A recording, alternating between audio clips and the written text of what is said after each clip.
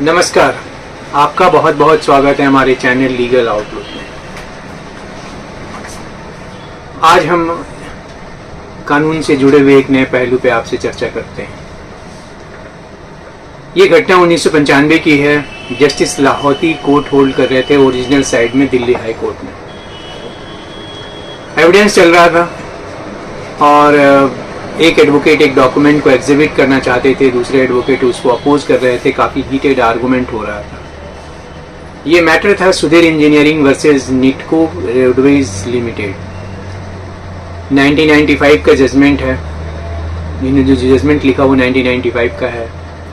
और जस्टिस लाहौती ने जो क्वेश्चन बनाए अपने इस केस में, इसका वो जवाब दिया उन्होंने कि क्या कोई डॉक्यूमेंट मार्क हो जाता है तो उसका मतलब ये होता है कि वो उसको प्रूव माना जाए, या अगर किसी डॉक्यूमेंट पे एग्जिबिट कर दिया जाए तो वो डॉक्यूमेंट का एग्जिबिट होना अपने आप में जुडिशियल ओपिनियन या जुडिशियल डिसीजन है कि वो डॉक्यूमेंट एडमिटेड हो गया है, अप्रूव्ड हो गया है।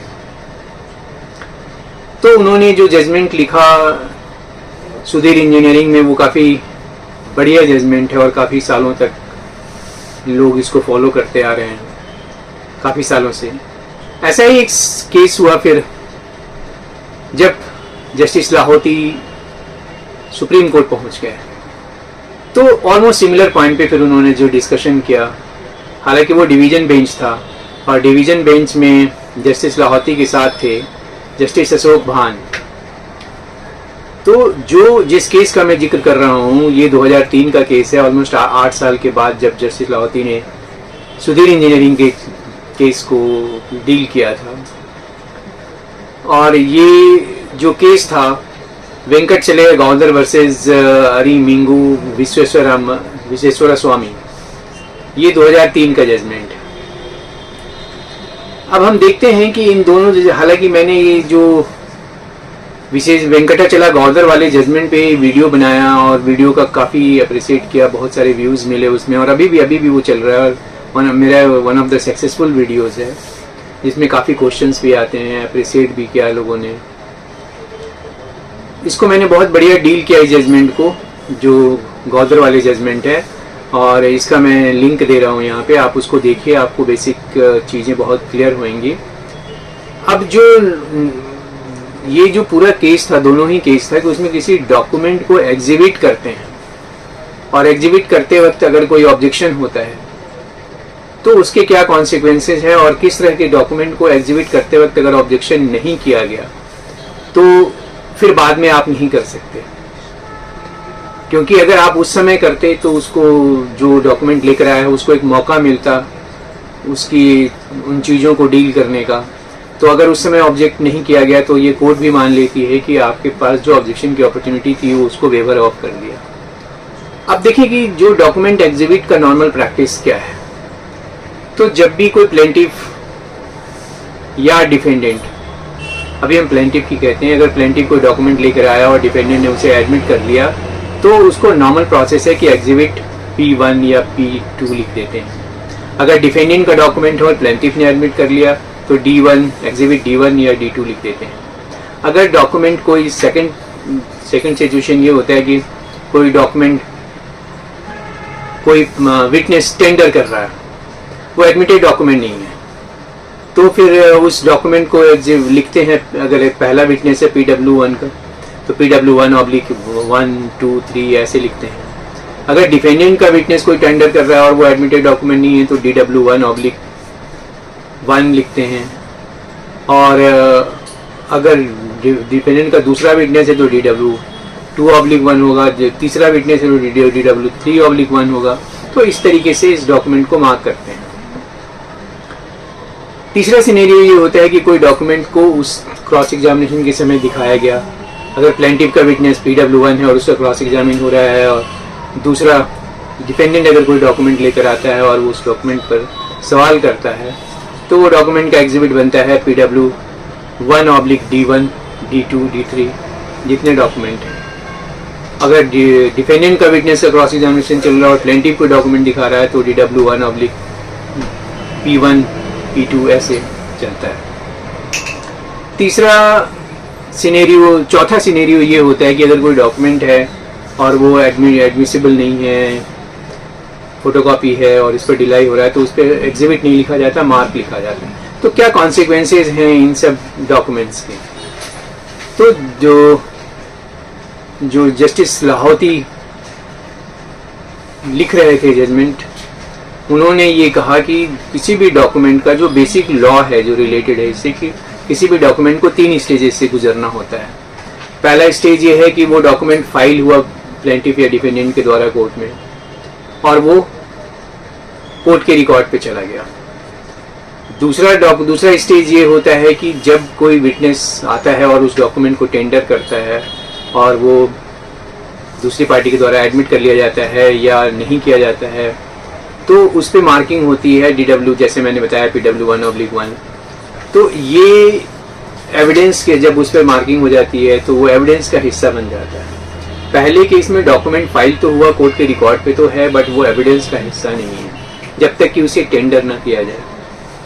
जो विटनेस बॉक्स में आके करे या एफिडेविट के जरिए करे, जैसे भी हो, एग्जामिनेशन चीट में करे या एफिडेविट के जरिए करे, जब वो उसे टेंडर करता है उस डॉक्यूमेंट को। तीसरा स्टेज है कि कोर्ट उस डॉक्यूमेंट का जुडिशियल नोटिस लेती है, एनालिसिस करती है और फिर या तो अगर एडमिसिबिलिटी को लेकर भी अपना जुडिशियल माइंड अप्लाई करती है और उसके प्रूफ को लेकर भी, जो सेक्शन 3 एविडेंस एक्ट में है।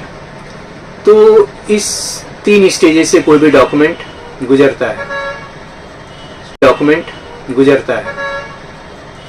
कहीं भी जो लॉ है वो कहता है कहीं भी डॉक्यूमेंट पे मार्क कर देने या एग्जिबिट कर देने से उसका वो प्रूफ नहीं हो जाता।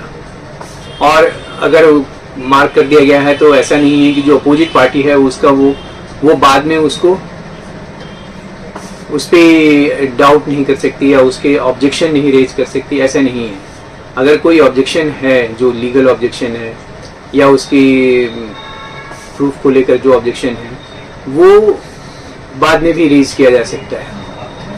जैसे कि मान लीजिए कि कई केसेस में होता है कि बाद में ऑब्जेक्शन रेज नहीं कर लेते, उसके पीछे जो लॉजिक ये होता है कि जो अपॉर्चुनिटी उसको मिलनी चाहिए थी, जिसका डॉक्यूमेंट है, वो बाद में वो नहीं मिलेगा, इसलिए आपको प्रॉपर उसी स्टेज पे करना है। अदरवाइज जितने भी ऑब्जेक्शंस हैं वो आप फाइनल आर्गूमेंट के समय कर सकते हैं, जिससे कि कोर्ट को ये मौका, कोर्ट के उस समय उस आपके ऑब्जेक्शन को अप्रिशिएट करके, उस पर एनालिसिस करके या उस पर जुडिशियल माइंड अप्लाई करके उसका अपना डिसीजन देती है कि वो डॉक्यूमेंट का क्या फेट होगा, वो एक्सेप्टेबल होगा, नॉन एक्सेप्टेबल होगा। 1972 का एक जजमेंट है सैद ताराजी खेमचंद वर्सेस यलमात्री सतवाम। इसमें कोर्ट ने बड़ा स्पेसिफिकली एक बात कही कि केवल मार्किंग कर देने से डॉक्यूमेंट के प्रूफ का से आपको डिस्पेंस नहीं किया सकता। आपकी जिम्मेवारी फिर भी है कि आप उस डॉक्यूमेंट को प्रूव करें और दूसरे पार्टी के पास लिबर्टी पूरा है कि वो उसको जो भी लीगल ऑब्जेक्शन है या जो उसकी रिक्वायरमेंट है उसको पूरा नहीं होने पर उस पर ऑब्जेक्शन रेज करें।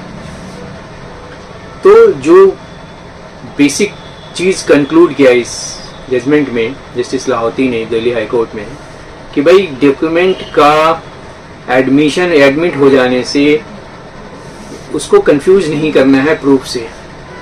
डॉक्यूमेंट का प्रूफ बिल्कुल एक डिफरेंट एस्पेक्ट है और उसकी एडमिसिबिलिटी को एग्जामिन करते वक्त कोर्ट इन चीज़ों को देखती है या उसके प्रूफ को लेकर वेदर डॉक्यूमेंट प्रूफ हो गया है या डिसप्रूफ हो गया है। जो ये 3 कैटेगरीज होते हैं सेक्शन 3 एविडेंस एक्ट में, उन चीज़ों को लेकर। तो जो पर्पस है इस एग्जिबिट करने का जितनी कैटेगरीज में, वो बेसिकली मार्किंग है और कोर्ट की सहूलियत के लिए किया जाता है और इसका कोई रिलेशन नहीं है प्रूफ से। जो भी ऑब्जेक्शंस है वो प्रॉपर फाइनल स्टेज पर या आर्गूमेंट के स्टेज पे भी लिया जा सकता है। तो जो महसूस किया था जस्टिस लाहौती ने कि नॉर्मल उन्होंने देखा कि एक कोर्ट में जब भी डॉक्यूमेंट को लेकर मार्किंग की बात होती है तो दो एडवोकेट्स आपस में लड़ते हैं, हीटेड आर्गूमेंट करते हैं। इसकी ज़रूरत नहीं है। वो हमेशा ओपन रहता है कोर्ट को कंसीडर करने का एक प्रॉपर स्टेज पर कि डॉक्यूमेंट अप्रूव हुआ है या नहीं हुआ है।